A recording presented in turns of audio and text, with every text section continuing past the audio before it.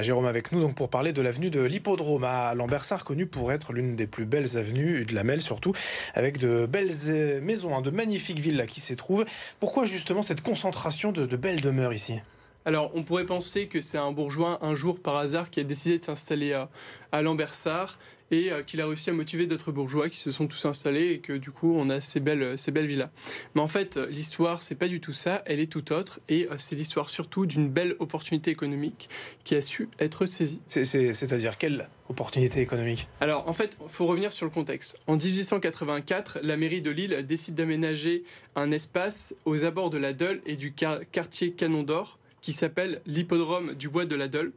Donc la bourgeoisie lilloise, elle va s'y rendre, elle va apprécier, et surtout elle va aussi convoiter les propriétés qui sont aux alentours, qui sont moins chères et qui leur permettent de profiter du grand air de Lambersart. À l'hippodrome à proximité, les terrains ont pris de la valeur. Ouais, c'est exactement ça. La ville de Lambersart, il voit tout de suite une opportunité et décide de faire construire une magnifique avenue. Donc pour ça, il y a plusieurs projets qui sont étudiés. Et le projet qui a été retenu sous l'impulsion d'un nouveau maire et d'un investisseur, ça a été celui de l'avenue de l'Hippodrome. Donc, si vous regardez cette avenue, en fait, de Canteleu à Bourg, elle est dessinée par Alfred Mongy et qui lui était l'un des fondateurs de la compagnie des tramways. Oui, qui a fait aussi le grand boulevard entre la Madeleine et Marc jusqu'au Crozet-la Roche. Alors pourquoi surtout ces maisons sont-elles aussi belles?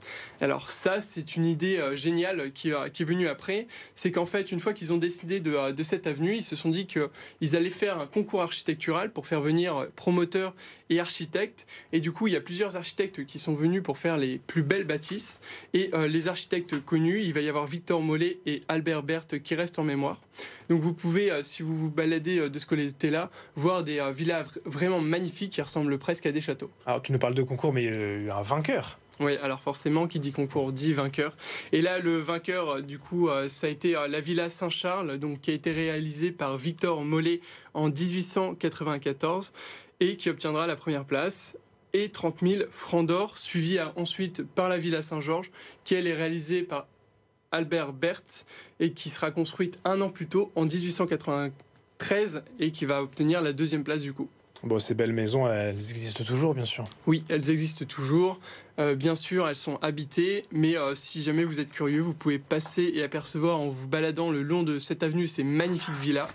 Et sachez aussi qu'en 2022, sur cette avenue, du coup, il y a 3 villas qui ont été classées au monument historique. Il y a la Villa Saint-Charles, Saint-Georges et la Villa Zdez. L'histoire de l'avenue de l'Hippodrome en bande dessinée avec ce numéro de l'île mystérieuse que tu nous as ramené ce matin. Merci beaucoup Jérôme pour cette histoire passionnante et la semaine prochaine, enfin dans 2 semaines. À dans 2 semaines.